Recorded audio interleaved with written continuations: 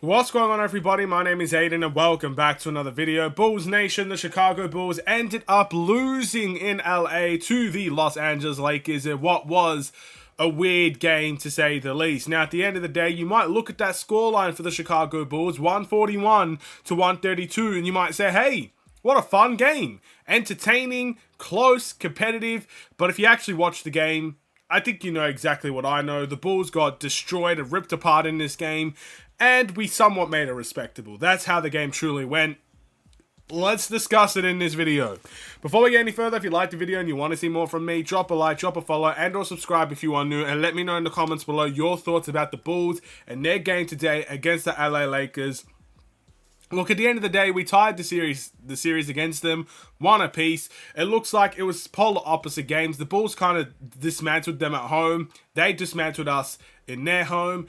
And what I didn't like about this game was extremely frustrating. Like, there's a lot of things I didn't like about this game. And I just want to quickly dwell on that. I want to make this short because I know a lot of people, again, it's very late in Chicago, so I don't want to dwell on it and make it a terribly long video. But there is a few things I didn't like about this game. First and foremost, this game reminded me of the start of the season Chicago Bulls and last year's Chicago Bulls, where it felt like we didn't really come out to play at all. It felt like we weren't ready for the game. It felt like we were back in Chicago.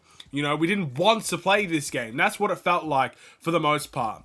And it really hurt to see that because this Bulls team has shown a lot of fight over the last couple of games. You might say, yeah, we lost against Phoenix, but we fought in that game. We fought at home. We have fought for a while now. So to kind of get, destroyed in this type of way, it's not something I like to see. And I hope we don't see it again. I don't want to see a game like this again. Yeah, we scored 132 points. That might look amazing on paper. But I don't want to see that level of effort being produced on the defensive end again. It just wasn't good enough. The effort on the defensive end was not good enough. And it felt like we just didn't come in and bring the energy that we needed to bring. So that's the first thing I disliked. And I don't care who you are. I don't care what team you are. I don't care if you're the Detroit Pistons. I don't care if you're the LA Lakers. And I don't care if you're the Boston Celtics. If you allow any team in the NBA to come into one half of basketball shooting 60% from the field, you cannot expect to win that game. Now, I'm actually going to quickly look at what they shot overall, because maybe it's gone down, especially in that fourth quarter. The Bulls came back in the fourth quarter. But if you allow any team to shoot over 60% from the field, do you really expect to win that type of game? So the Lakers, in general, they continued their hot streak. They shot 60% from the field the entire game. So again, in what world do you see the Bulls winning a game like that, where you allow a team to shoot 60% from the field? Now, I'll give you this. There are a couple of shots. For example, D'Angelo Russell went absolutely crazy in this game. Took some unbelievably, ridiculously bad shots. Shots that if Zach LaVine took would be, everybody would be demanding a trade. But he made those shots today. And why did he make those shots today? Well, because he had a couple of open ones at the beginning of the game. And that just makes the confidence grow. When you get a streaky shooter like D'Angelo Russell and you give him momentum, you give him open shots that he makes, he's going to make the deep, contested, and unbelievable shots later on in the game. And that's exactly what happened. And the rest of the Lakers followed suit. So, again, we have to look at the defensive end. That was an unbelievably bad defensive game from the Chicago Bulls, and we got to make sure that is not replicated in the future. I don't care what anybody says. We are a better team defensively than we showed today. And it's an embarrassment how we kind of played on the defensive end, and we've got to shift our heads and really start focusing on that defensive end, focusing on the hustle plays, focusing on the rebounding, and everything in between.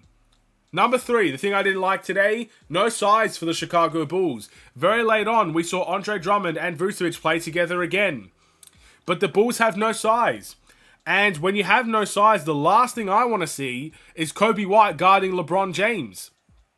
I mean, what world are we living in where we think that's a good idea?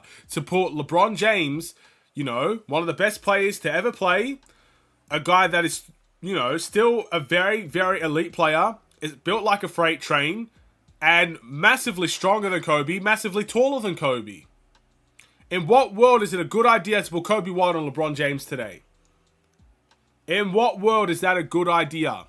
Now, I can sympathize a little bit. Billy Donovan probably doesn't have any other options. Patrick Williams in foul trouble. Patrick Williams didn't even have a great game. Alex Caruso may have entered foul trouble. Once you put AC and Pat on the bench, you have nobody else. Dalen Terry didn't come back. I don't know what happened with him.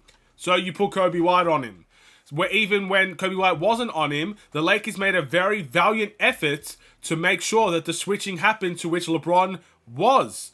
Where Coby White was guarding LeBron James. They made a valiant effort to have that matchup.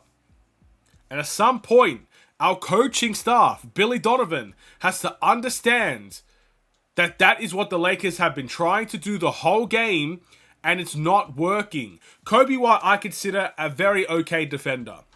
I love the effort he brings on the defensive end, but he has his liabilities, just like every other team and player in the NBA. You can appreciate the effort. He works very hard on the defensive end. I think he's very good at guarding guys his size, but he's not guarding LeBron James. He's just not. So why in any world that was a good idea is beyond me. So I put a lot of blame on the coaching staff as well. And I blame the fact that we don't have any size. And if that is something that we're going to continue to see, because this is not the first time we have seen it. Miami did the same thing to Coby White. The Bucks did the same thing to Coby White. There are a whole bunch of teams that have done the same thing, trying to put, because they know the Bulls are going to switch it. It's literally our game plan. We switch everything, apparently. Even Spencer Dinwiddie or Nikola Vucevic a couple of weeks ago, maybe a month ago, where we just kept on switching Vucevic onto Spencer Dinwiddie. Why do we keep creating terrible mismatches for ourselves? And it comes back to bite us every single time. So Billy Donovan needs to start making adjustments earlier. The end of the second quarter, in my opinion, is the biggest reason why we lost that game. And that was because 3 possessions that Coby White switched onto LeBron James, and 3 possessions LeBron either scored or made an assist. In a situation where there's only a couple of minutes left in the game and we were close, all of a sudden extended to a 15-point lead or whatever it was, and we were in trouble. And we looked in trouble ever since. So that is something we got to fix as well. So those are the areas I don't like. I don't think the Bulls were terrible offensively today. But defensively, they were a disaster. It was a joke. And I don't think there is any defender in the world that can come into this team and change our defensive identity the way that we play today. So that's, in my opinion, that's an off game defensively, and we need to be better. But you could put the best defender of all time on the Chicago Bulls team today, and with that type of effort they brought defensively, that still wouldn't make a difference. That's how bad it was. It's a joke when you allow a team to drop 140 points on your head. So, yeah, in the next one, we got to be better. We got to switch our mindset, bring the energy on the defensive end from the very beginning, and see what ends up happening. But fair play to the Lakers for a great game. Overall, they played very, very well. They're struggling at the moment. I'm not going to lie. They're in a very similar situation than the Chicago Bulls, but maybe they've unlocked something in their mind that they could get wins from, or maybe this is just an amazing game, and in the next game you might not see the same thing from the Lakers. I can't predict what the Lakers are going to be this season, but the Bulls have to be better than that. We have shown we are better than that in the past. We cannot let this be our identity going forward. What do you guys think? My player of the game? Oh, that's a tough one, to be honest.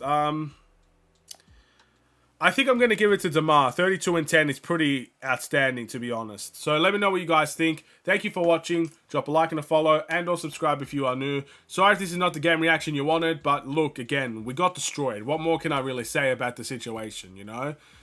It is what it is. We take it on the chin. We move on to the next one. We got to beat Portland now. We got to have a good standing at home once we return home as well, to try to make up for the wasted opportunities we have been, you know, we've wasted on the road against Phoenix, more specifically, but even this game against the Lakers. 2 opportunities gone. We cannot let the third one go to waste. Have a wonderful and safe day. Stay safe, stay healthy, and stay tuned for more. Take care, and peace.